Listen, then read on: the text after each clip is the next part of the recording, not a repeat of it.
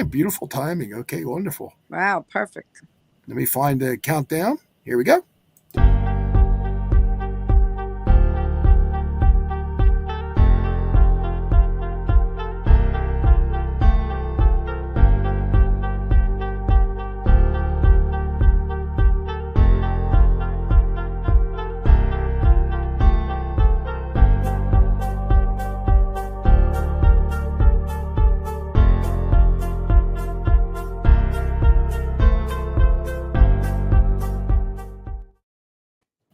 Well, everybody, welcome.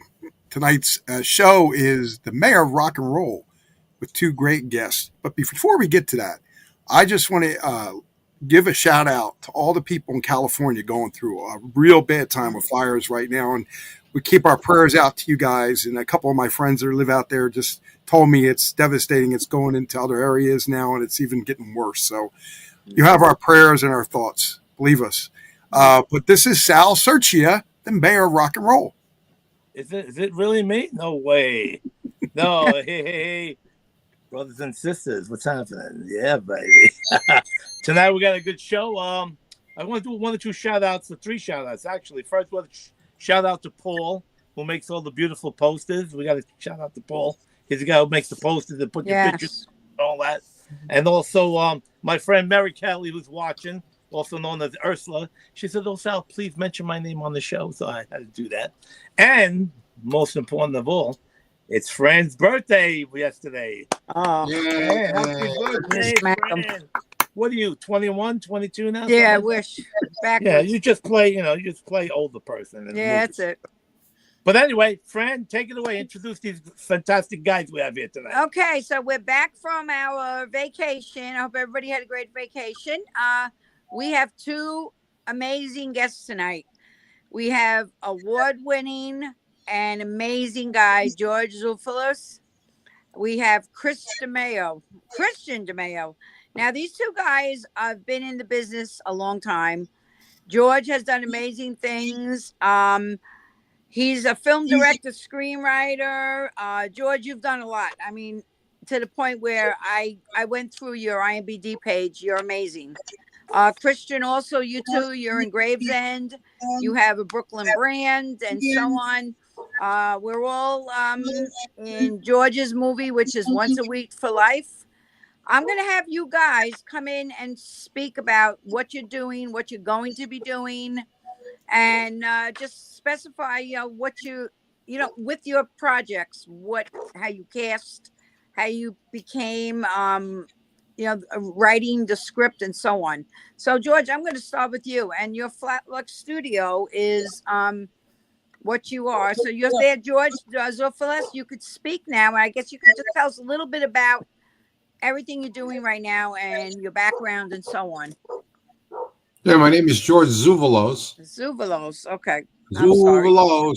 It's hard. Okay. Now, look, I got the vowels. I was born with them. Yeah. I've been filmmaking now. But first, I want to say that I come from a long line of family traditions, like the Greek, Italian storytellers. You'd go around.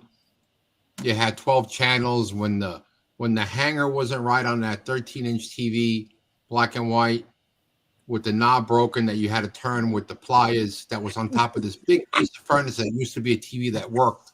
Yep. Giving your age away, George. You had 13 channels, and maybe you can get Univision on 47 and WNET on 20. There was a lot of time on our hands to, get to know your family. It's like when the internet goes down in your house and we had COVID and everybody had to be together. Yeah. I met my family and I liked them. You know what I'm saying? Right now, we're all on our phones, present company included. Yeah. And from my days working as a paramedic for the city, I jot down, and I started when I was 19 in EMS back in the day. I used to see something, I used to write it down on a dirty pizza napkin, on a McDonald's drip burger napkin, and I aggregated several coffee cans of these scratch notes. And during COVID, and shortly prior, I started writing treatments for what I was doing. Um, it's important to note I also went to Lee Strasberg Film and Theater Institute.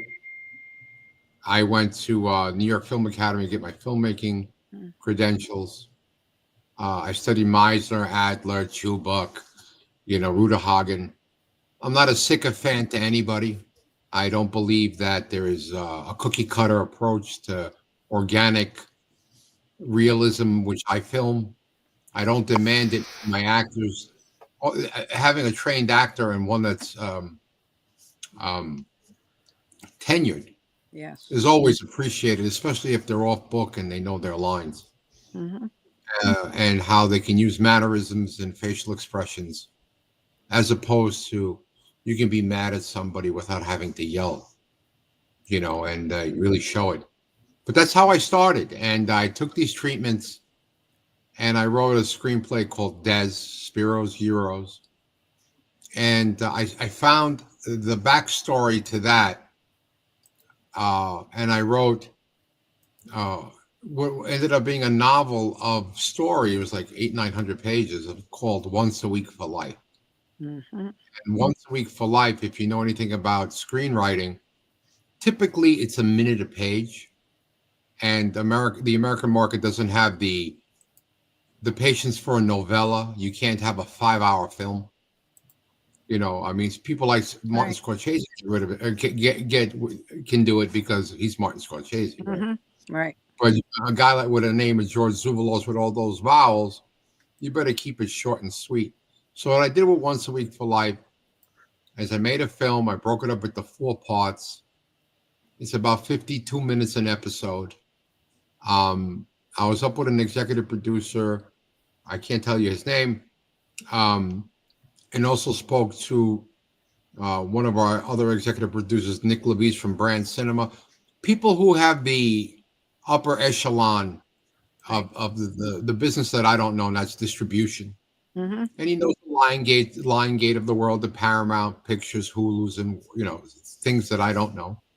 And it was either going to have a condensed film that was an hour and 40 minutes, still too long by fledgling standards,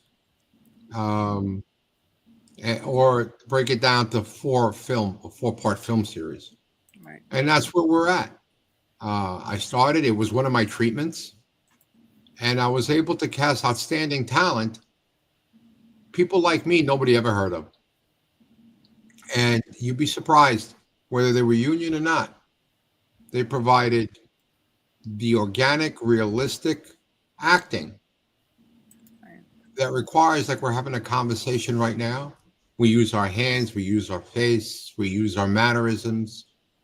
In Southeastern Europe, when we say no, you can go, in the old country, right? Right. It's little things that don't require to be in the script. And what I depend from the actors, like Christian and like Fran, is to take the black letters that I have in ink and give us the white that's behind it. And every actor has a different take on how a character should be played. I'll never tell an actor how they should play. I'll always tell an actor what the scene is about and what their feelings should be. And that's basically what I do. And I'm not into the mainstream Hollywood scene yet, but I'll never change the person that I am. And that's somebody who really appreciates the ability for an audience to say, I really enjoyed what I just saw. And that's why I make short films and feature films and feature film episodics. Right. Yeah. And I noticed that, like I said, when I first met you, and you had gotten in touch with me, I watched you on Facebook, Instagram. I was looking at things that you were doing. And then when I started speaking to you, you're a genuine person. You're very, I'd say, meticulous to what you do because you want it right, which I love that you're just down to earth when you do it, though. You're a comfortable director, producer, writer, everything about you is just very comfortable. But you get it to the point where you want it where it should be.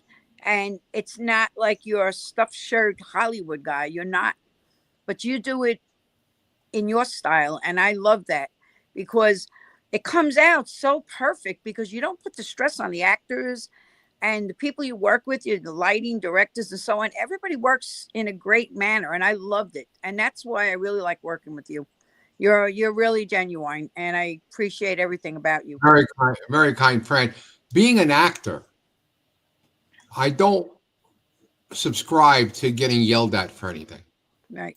And I run my crew and my actors like a family. We sit down, we eat together, Yes. we discuss things, how we can help each other. And with me, it'll always be that way. Right. I will have to give up probably casting the big basket of actors for a role. It's just a lot of work. But I'll never give up making the final say in deciding what I'm looking for. And Right. I like faces. I like real people. I don't need plastic. I need people that look like the person that they're portraying because they're acting. Right. And I need them not to learn their lines by memorizing them. I need them to study the lines and understand the background behind what the scene's about. Exactly. Most of us have lived life at this age. And you don't have to be 50 or 40 or 30. Even in your 20s, you've lived life. You've lived tragedy. You've known sorrow. You've known love. You've learned lust. And if you can remember what that's like and the scene calls for it, tap into those emotions and how you felt and how you acted. And chances are your gut will never go wrong. Right. Now, if I tell an actor, you're really angry, but you're not going to yell,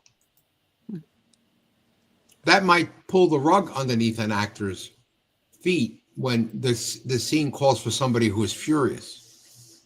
But if you ever notice the most tense, good scenes and outstanding cinema,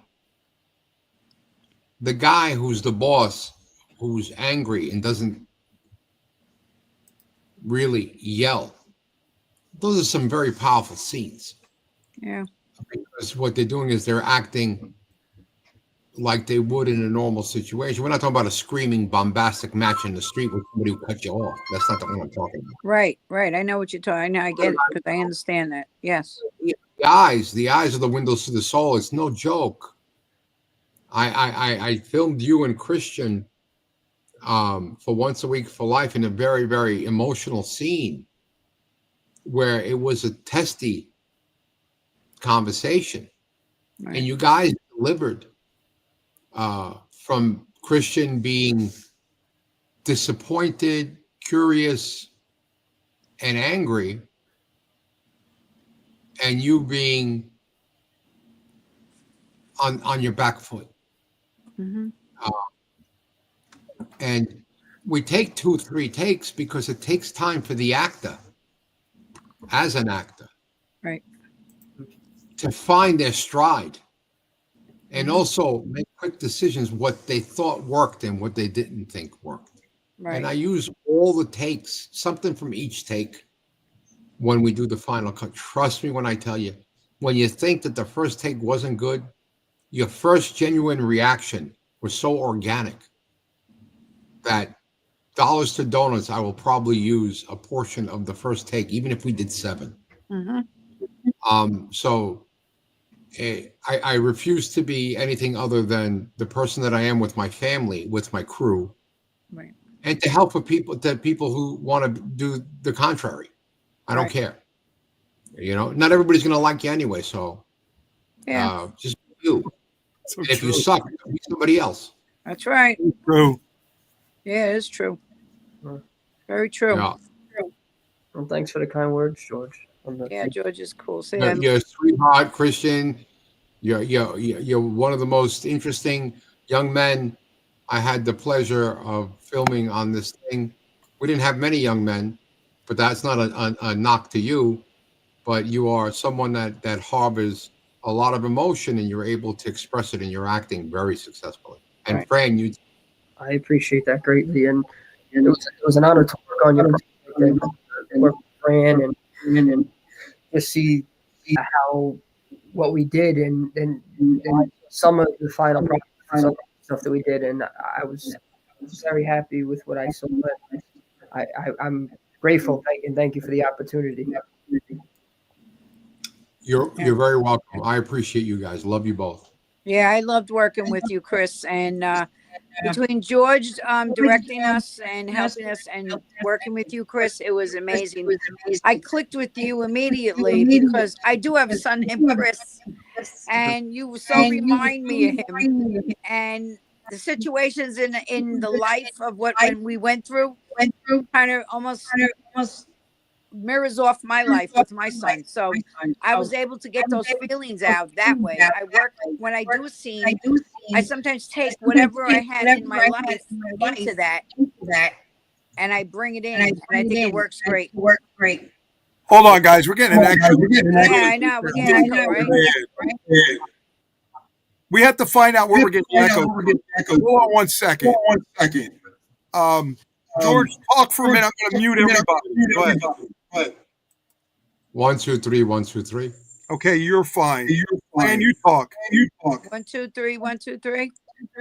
You're okay. Sal, you talk. Actually, Gene, it sounds like it's coming from you. It is? I can't tell. Yeah, it's coming from you.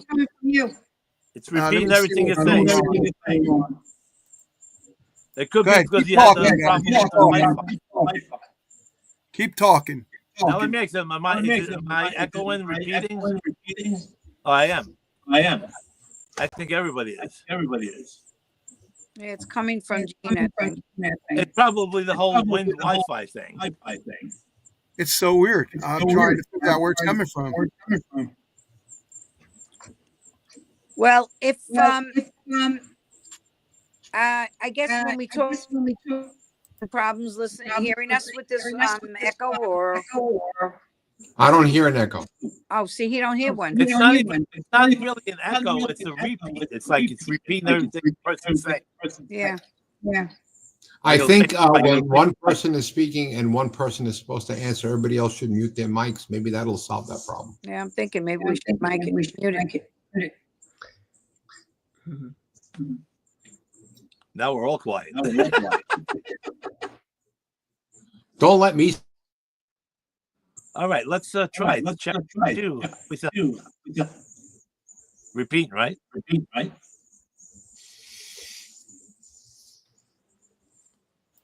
Hello? I'm muted, so it wasn't me. No, I think it's everybody. Oh, geez, I want to get this clear. Can we? I hate to do this. Can everybody just restart their phone if they're on? Try it again. I'll log out and log back in. Log out and log back in. I'll stay here and I'll keep the audience company. Sorry.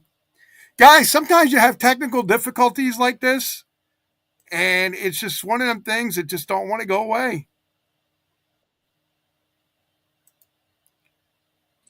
Fran, are you on with me now? Yeah, I'm here.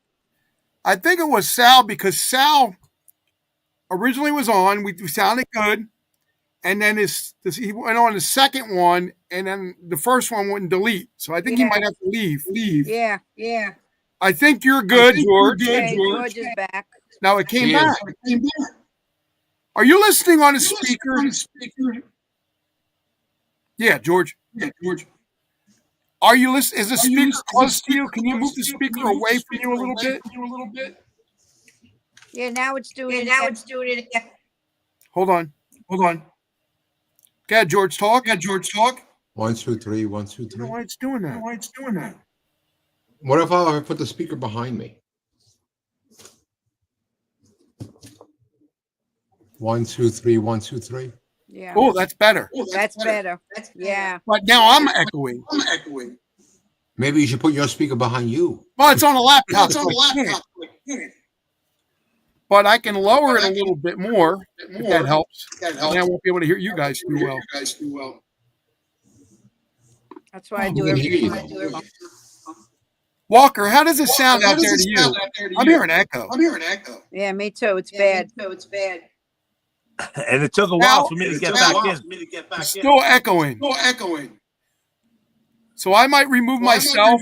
Everybody else talk, and we'll see. I'll bring myself back in. I don't know why. I'll bring Christian All right, back remove in because it's yourself. We echoing. gotta get Kristen All in. you guys. So let me go out and I'll come back. Oh my goodness! I felt like I was in a crazy house just now. Oh, it's still Still repeating. echoing, even with G now. Christ. Sorry, Jeez. guys. Don't be sorry. It's okay. George is the only one not. Brother It's Chris. my backdrop. It's my backdrop. It's a filter. You're mute. Oh. Can anybody hear me? Check 1 2. Yes. Oh man, what a disaster! This is terrible. We're gonna have to do another show. This is not good. Can you guys hear me? Yep. Yeah. Yeah. I don't friends. I see friends. Lips moving, but I don't see any. I don't hear anything. She's muted. Friend, can you hear me? You have to Unmute yourself. Bottom left of the screen. All right, I'm unmuted now. I'm back. Yeah, I'm still echoing. I don't hear it. Christian, you hear it? Is it there again? Yeah. echoing. It's repeating. In other words, when you say I think everybody, it'll maybe. I don't know. It's never happened before. There's a lot of he had energy. lost all the Wi-Fi gene. Right? I think the Wi-Fi. Gene's Wi-Fi was out in New Jersey. He had an issue with the wind. So let's see. Maybe if one person talks, let's see if we can get something in. So let's bring Chris in a little. And Chris, if you can speak a little louder, and then tell us a little on in your life, what you're doing. Absolutely. What you plan on doing. You have a movie. I know that you're actually doing, right? You wrote, correct? Absolutely, yeah. So, so I'm for those people that don't know who I am. My name is Christian DeMayo. You probably have heard of the show Gravesend, which is on Amazon Prime. Gravesend is a series about Brooklyn, growing up in the neighborhood of Gravesend, Bensonhurst area, and it's on its third season. And I was in season 2. I was introduced in season 2, and I've done a lot of features, a lot of movies, but this is my first time doing episodic. And there's a major difference, right? When you're doing a movie, you'll work for a few weeks and you'll wrap up. But with a series, you get a lot of time to develop your character. And I just, working on Gravesend has been a major blessing. We have, a lot of well-known names in there, from Armand Desante to Fran Drescher, my father, William, William Forsythe, James Russo, Nick Totoro. The list goes on. Shaquille O'Neal is now in season 3, and he's a producer on it. Talia Shire is season 3. We have just a lot of well-known names, people that have been in that genre, like Amon Asante, Gotti, right? And he had like the best depiction of Gotti in my opinion. But Chaz Palminteri from A Bronx Tale. It's been a major blessing, and now we have Once a Week for Life coming. out soon, and I'm very grateful to be part of that project. And I'm what I love, friend, is that I love when you have roles that you could really go deep with, like with the emotional stuff. That was kind of even with Gravesend, for people that watched season 2. The scenes that I appreciated the most were the ones that I got to show that emotional side and humanize the character. And I worked with Lee Rossi very closely in that season, and in season 3 I am too. But I appreciated that scene with me and George, and me and you, Fran. We both had those scenes where it got pretty deep. And I just I appreciate the work, and I appreciate just to be able to grow, because no matter what you're doing, no matter what project it may be, when you take yourself very seriously, when you take what you're doing very seriously, you will show up no matter what set it is. If you agree to work on something, you're going to give it your all. I don't believe in phoning it in. People that phone it in, it shows that they may not, that passion may not really be there. It doesn't matter what you're working on. Whatever it is that you want to do in life, if you don't give it your all, you're not really, I believe that it's all in the hard work. It's all in the hard work, and you have to put in the work. And how I've learned to grow is by watching other people, studying real people. That's how I've really learned how to grow as an actor. Is if you're gonna play a character, you don't just show up on the day and you're playing a plumber and you don't do any research on what a plumber. I don't know what it is to be a plumber, right? But you have to research, and you have to put in that work. It's never gonna come to you. Nothing, especially in this industry, nothing's ever going to come to you. But I appreciate all the knowledge that I've got to receive as a young kid, because I've been on set since I'm 5 years old, right? I didn't know exactly what I wanted to do growing up in it, because when I was younger, it kind of was like something that was a little surreal to me, being 6-7 years old on a movie set, with all the cameras and the lights and the trailers. It was kind of something that, like, I thought it was kind of like a fantasy in a way, right? It seemed like a fairy tale. It wasn't real. But then as I got to grow, older, I remember having a conversation with my father, and he told me, he says, Chris, he says, if this is what you want to do in life, he says, you have to give it 100%, because there's so many people that they have backup plans. Backup plans are okay, but you're never going to reach your full potential if you have a backup plan. That's what he told me. And I remember I was in school, I did a few semesters, and I really thought about it, and I said, you know what? My father's right, because he was one, most parents encourage you to go to school, get an education, have a backup plan, do something, right? My father was one that said, if this is what you want to do, follow in my footsteps. You've been on set since since you're young, and just there's nothing like experience, and that's why I'm every time I'm on set, I'm always taking in all the information. Doesn't matter what set I'm on. You could always learn something new. And working with different people, it's a blessing, because you learn how different actors work and how they prepare. So for me, first of all, I have to thank God up above, because he's provided that opportunity and that blessing for me to do what I do. But it's also about being a positive inspiration to others, bringing people up. There's so in the world that we live in, there's so many people that step on each other's backs. I believe in, you have to be a positive inspiration to those around you and give people good advice, and for all those younger people that want to get involved in this industry, I tell them the truth. I say, listen, it's not easy. This is very hard. And it's especially now, there's so many people that want to do it.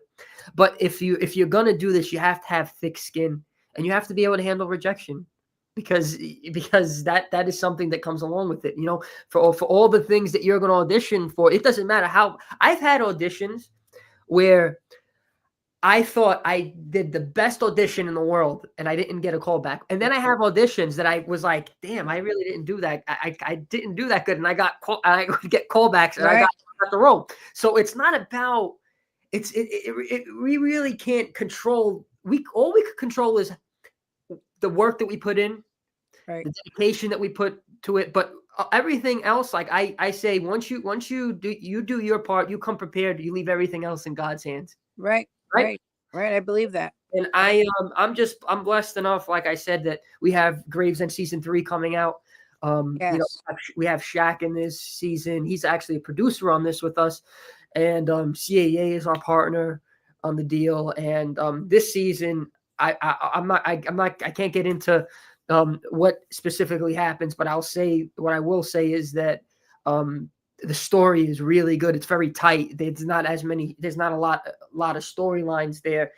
We really condensed season 3, and I'm very happy of the work that not just I put in, but everyone put in. And thank you to the crew and all the cast members that came and put in all their hard work and dedication, because we couldn't do it without the crew, right, George? Even George knows, right? Yeah, it's important, right? People that come together, and work their behind off every day, to help you get your vision. I mean, we really appreciate the team players. There's a lot of team players that are just great.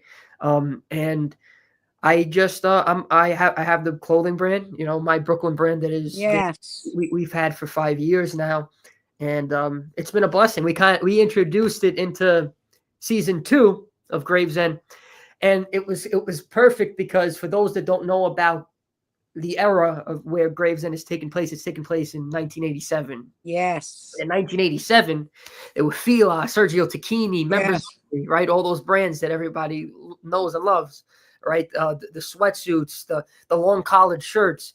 So we created Brooklyn brand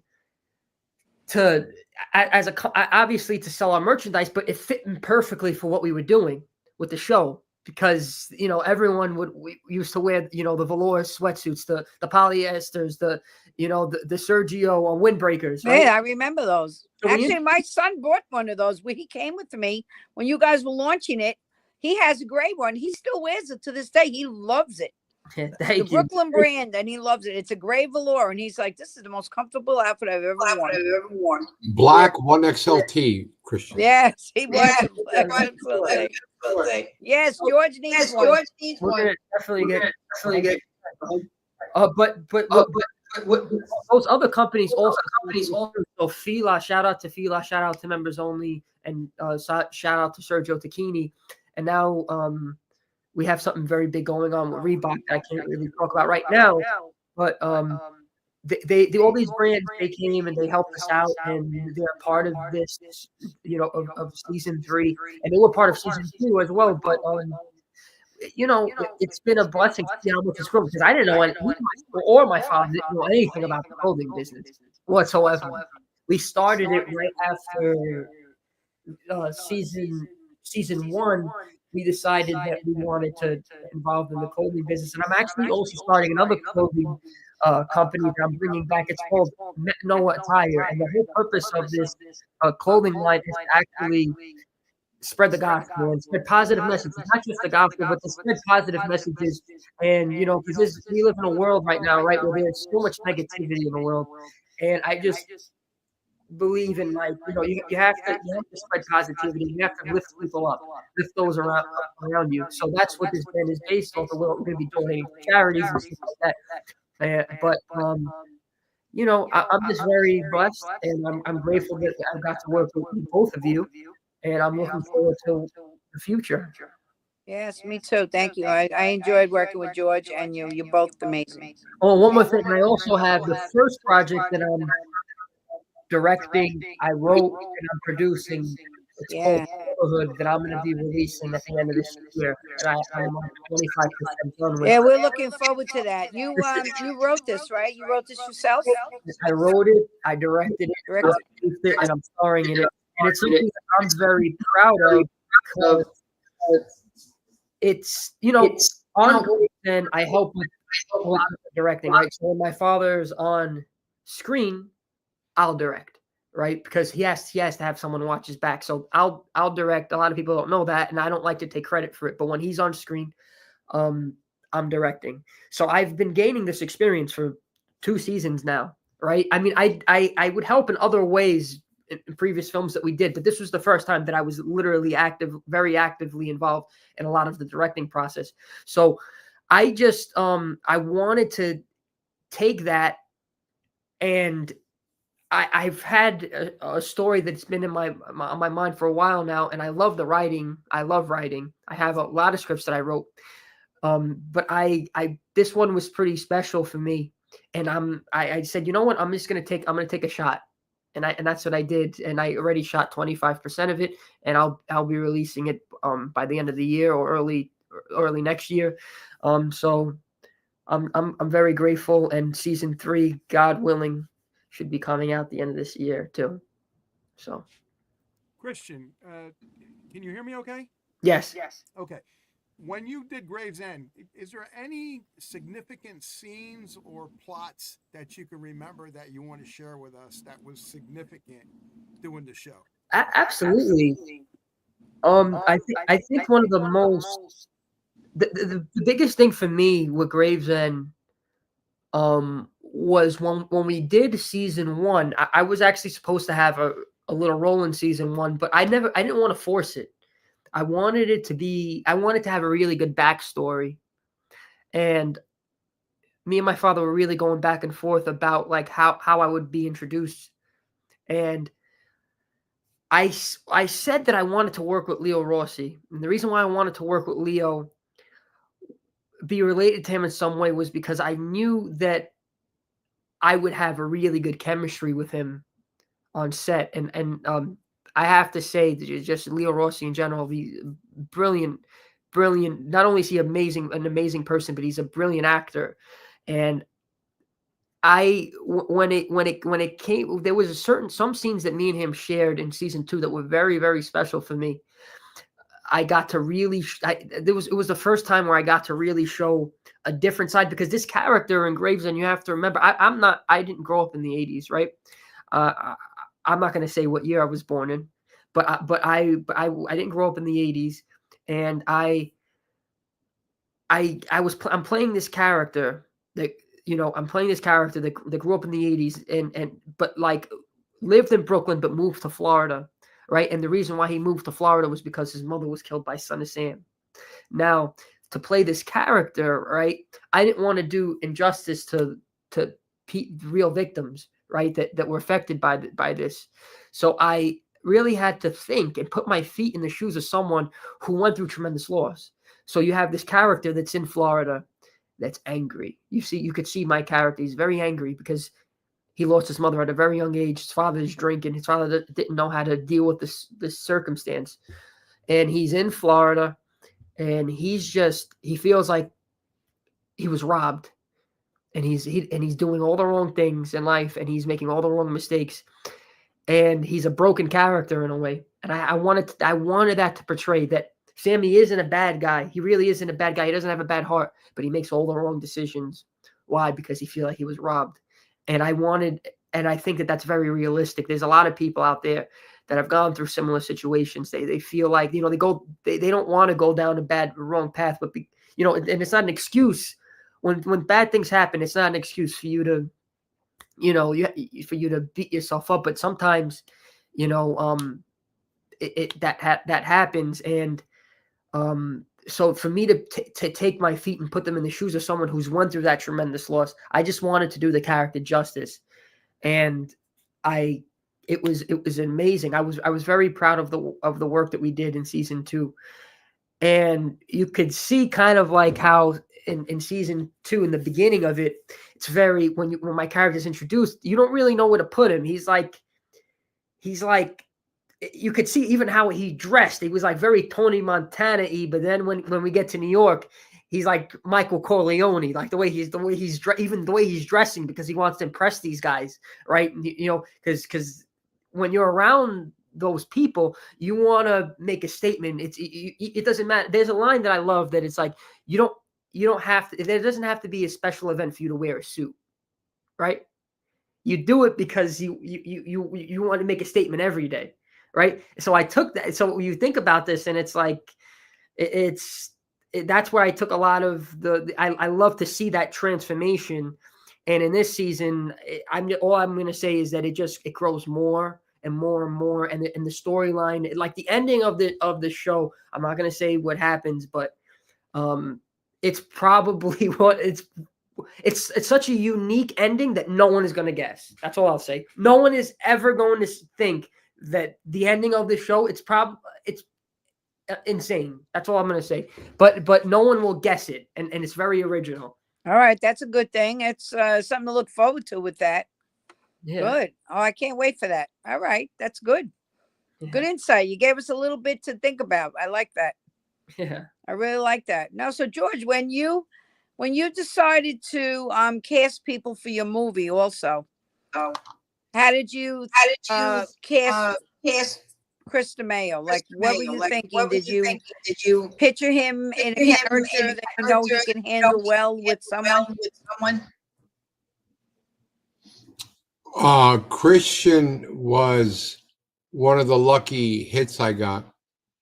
When I was speaking to his dad, William, I had asked him that I'm looking for an age group, young man, vibrant, and who can have an emotional range.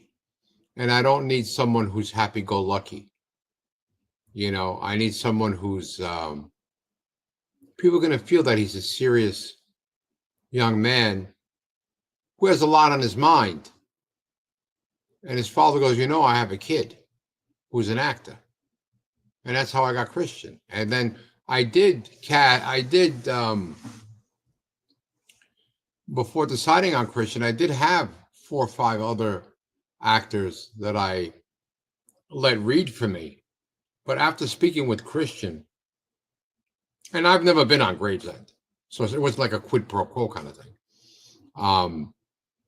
He was the best actor for the role, and his complexion, he's not like my height. I'm like 6'4" and change.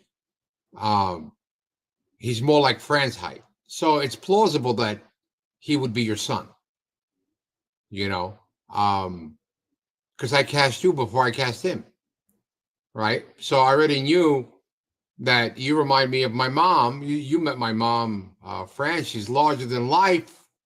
She's all about the gravy, the sauce. She made us food tonight. She made us pork loin, rice pilaf. She put mushrooms, peas, carrots, blah, blah, blah, to give us a break one night a week from, she wanted to show us a love, so we don't have time to go over there every week.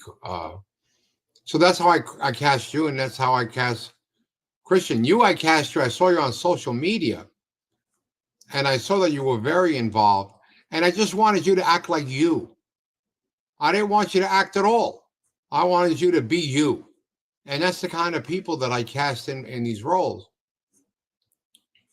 If I want somebody to be a dirtbag, I get an actor who's really a dirtbag, because he's not acting.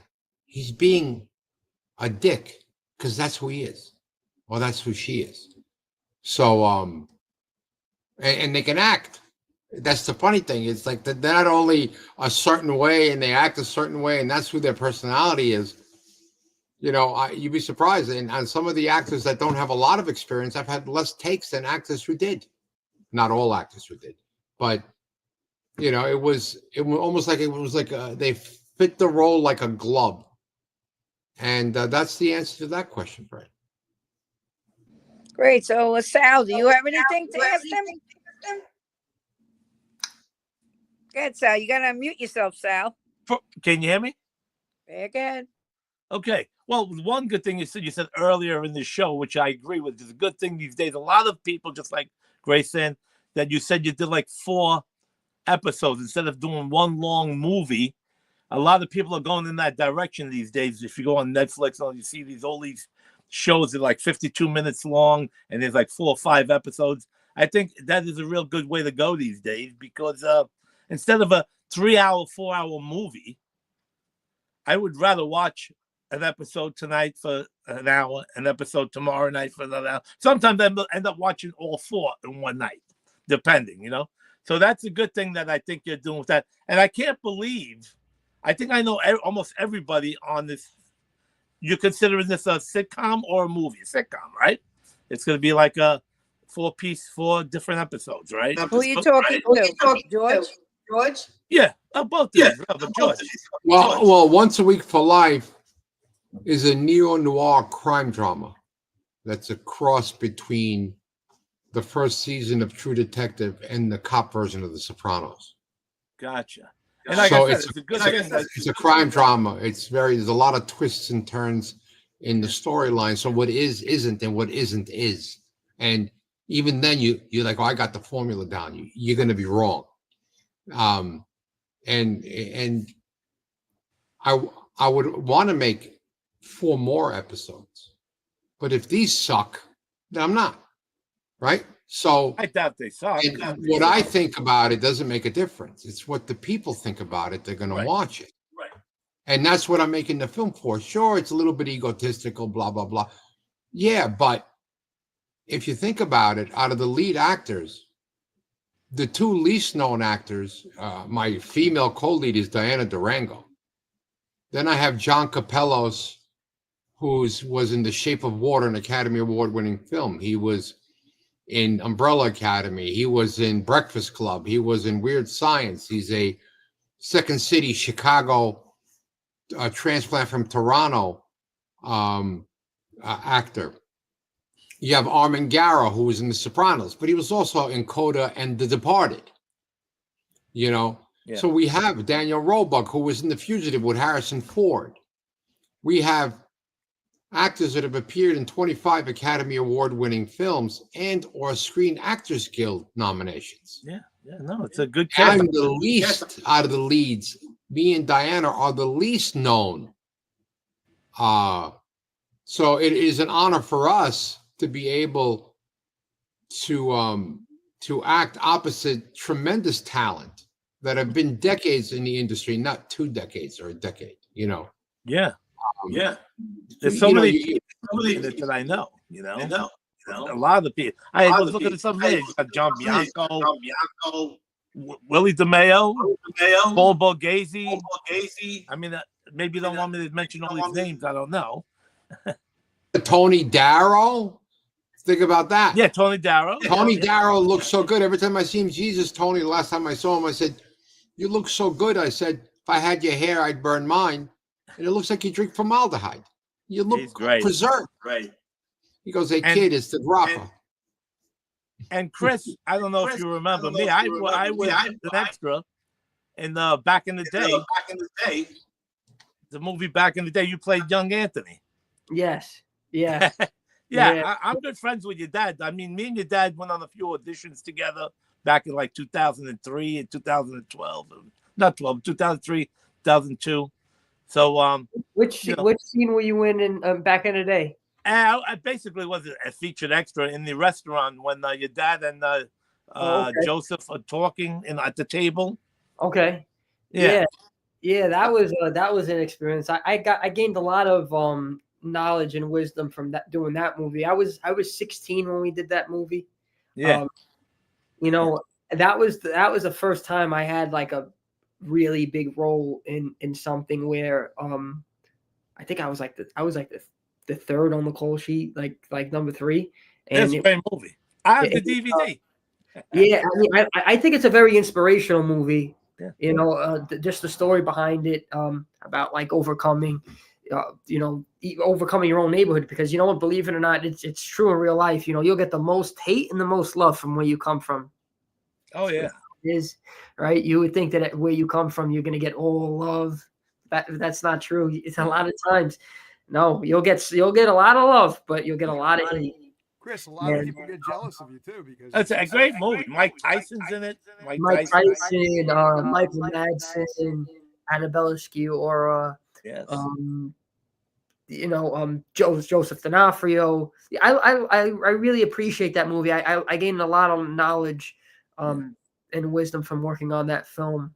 And a lot of people are inspired by that film, believe it or not. Like even after we released it, a lot of people reached out and said, you know what, that movie really spoke to me, because you know, there are a lot of people that could relate to the undertones of that film and what was really going on, and so I was very grateful to work on that movie. Yeah. I'm grateful for everything that I work on. Right. Everything that I work on. You know, and I just want to say one thing about George is that very talented director, man. He lets you do what you have to do. He lets you be creative, and you know what, when you're a director, you have a vision and you want that vision to come to life, right?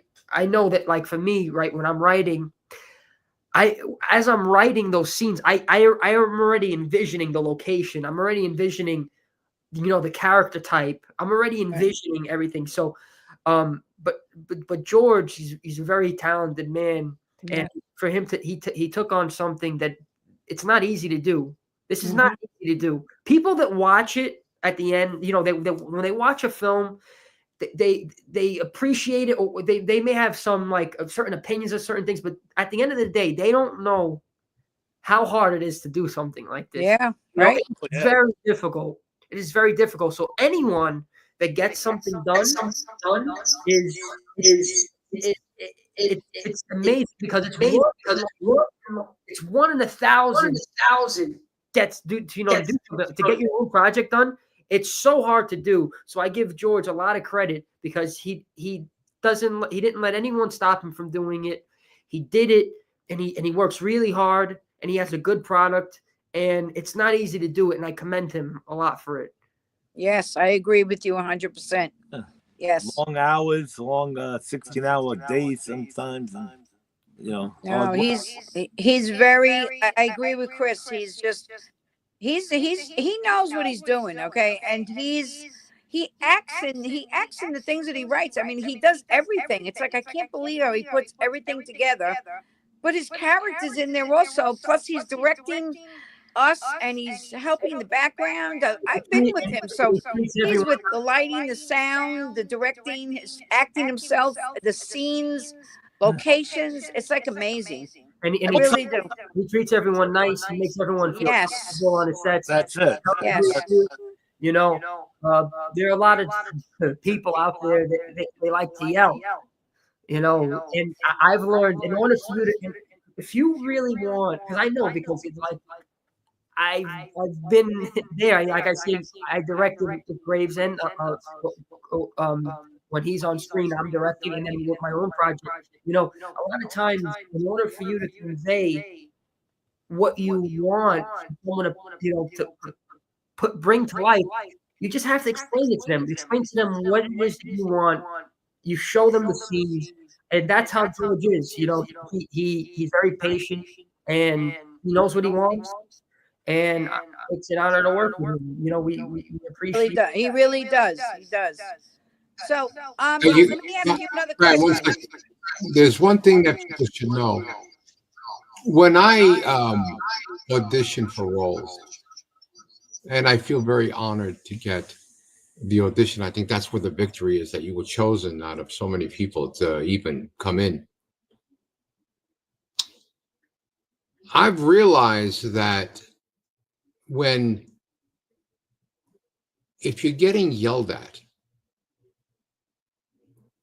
berated, demeaned, demoralized, the actor is thinking about that. And I want to get into the actor's head. I sit there and I watch, not from behind a monitor, unless I'm going to be in the way. You're acting for me.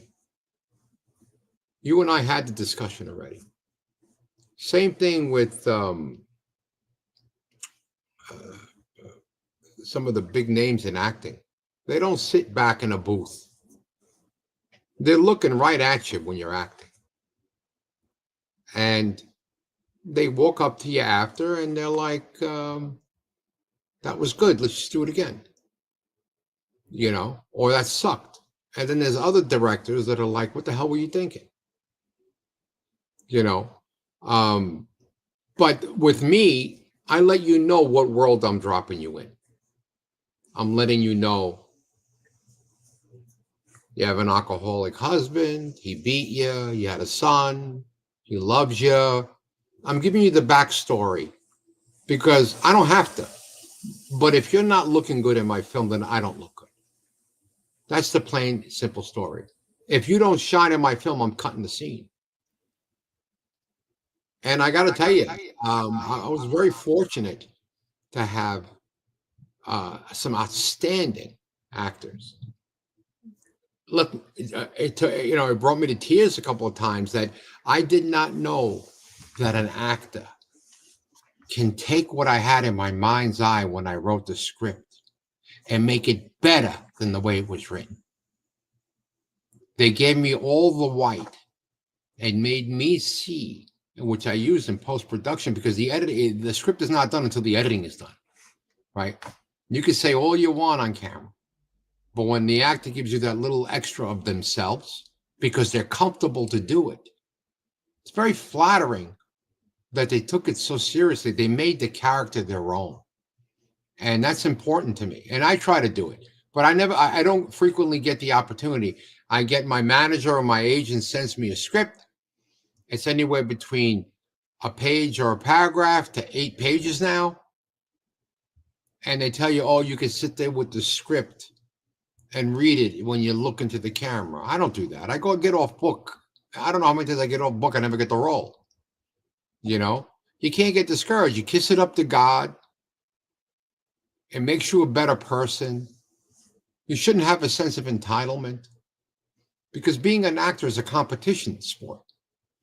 Being an actor on a production is a team effort.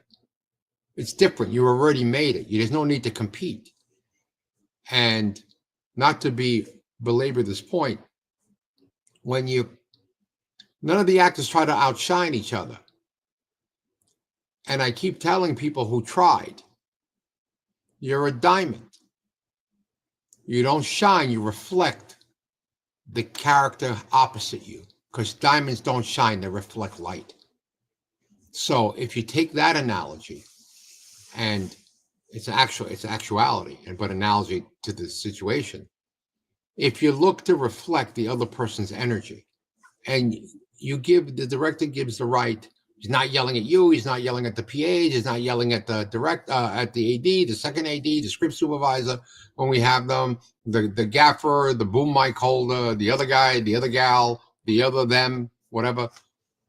Then you provide an atmosphere of collegial, professional. You are respected for being in the room. I don't know what's going on out there, but here you have arrived. So let's see what you got. And I think I don't get that opportunity that often as an actor. Maybe that's why I'm a director and a screenwriter more now. But with this Once a Week for Life that's coming out soon, one never knows. One never knows. Yeah. Will we see where that's coming? Will you let us know where it's streaming at so we can let our audience know? Right now, we're picture locking each scene, each film part, and it's going to be going for color, and it's already at sound. Probably sometime in March, if we can get the right deal to acquire, lease it, because it's an intellectual property, right? So whether it's going to be they're going to take on, is it going to go with a CAA agent and walked into HBO? I still don't know. Is it going to be taken on to Hulu? I don't know. That's outside my wheelhouse. That's not. I want to learn how that happens, but the only way to learn is to watch people do it for you and get a piece of your coolie while they're doing it. So I'm ready to give up a pound of flesh, but I want a pound of flesh in return. So when I know, you'll know, I promise. Oh, that sounds good. I know I'm excited with this. I really know it's gonna be a big thing. I have that feeling. I really do. I want try to play an episode of something out in Long Island, and get like a small group of people's reaction to the character types. I'm very much interested what people think. Right. Right. I'm going to have. I had a small screening of it, and it was way too many complicated storylines to let the scenes be as lengthy as they were. Because I'm a kind of direct. The less things breathe, I don't stifle. I can always cut it in post. That's the way I can always whittle it down. But I film long, and I give a lot of options for my editor. Because if the editor doesn't have, sure, there's a customary over the shoulder, and a two-shot. I film more like Cassavetes or Sidney LeMay, the latest stuff of Coppola. I'm putting it together like Tarantino. I'm narrating it like, Scorsese. I got close-ups like Spielberg. I have setups and picture like Wes Anderson. Each scene calls for something different. Each scene is filmed like a short microfilm. And if it doesn't hold its own, it doesn't stay in the film. It just doesn't stay in the series. Because it has my name on it. It has your name on it. It has your name on it.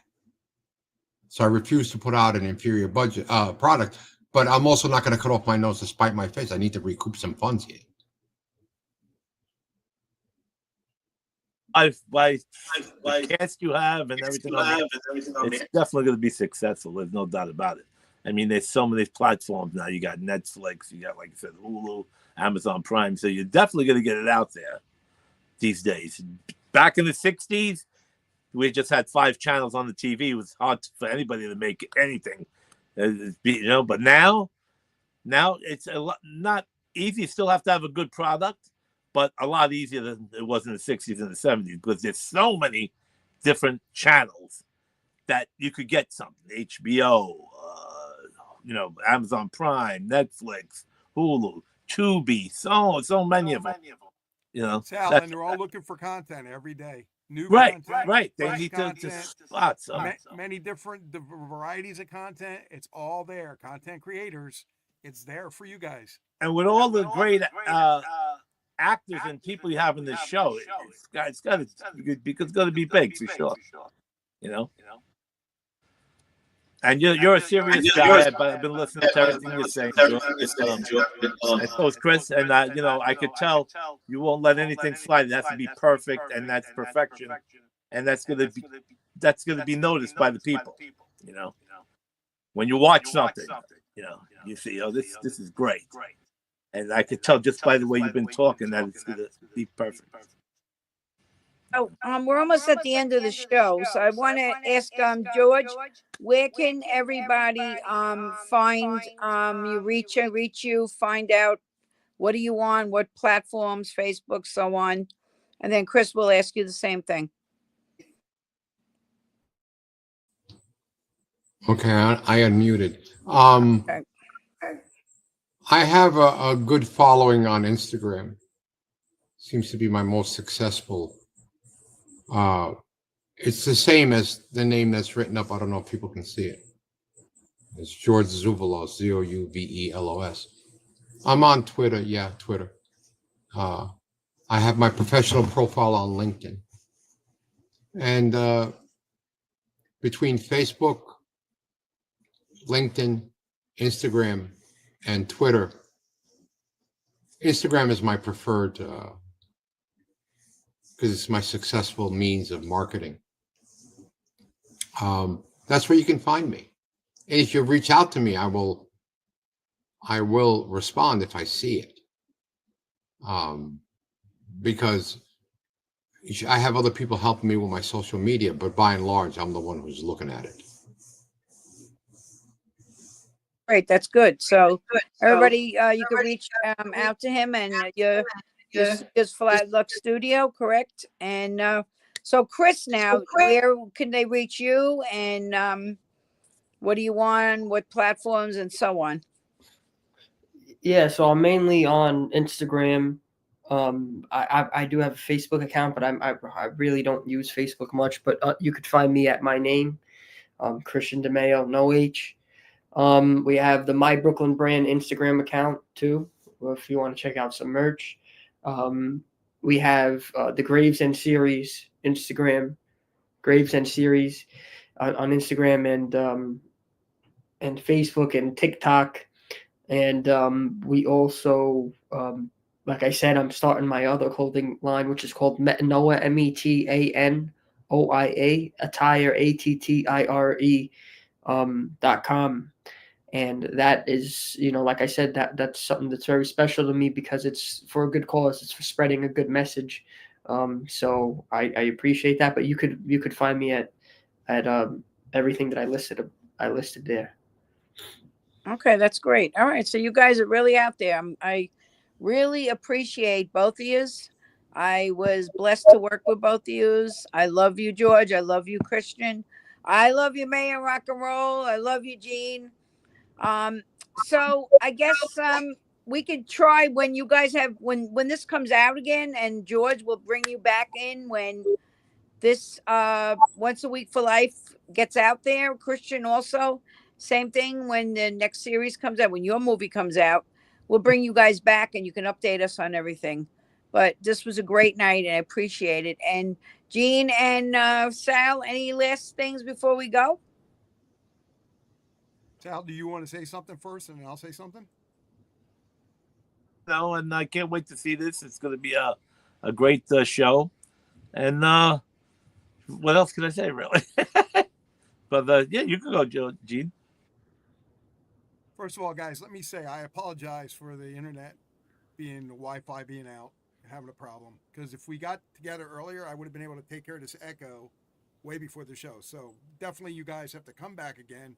We'll try it again. We'll do it when she said when this series comes out. I also want you to think about two things.